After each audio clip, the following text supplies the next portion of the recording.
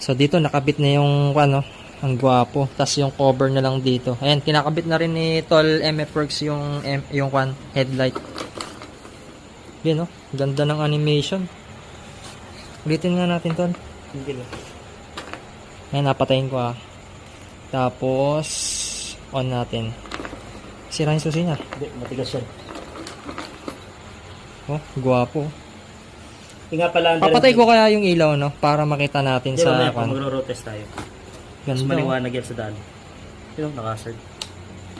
Oy. Angas. Ah. So ito, papapatayin natin yung ilaw para, pati dito, Tol. Ayan. Sige, Tol, i-on mo. Yan.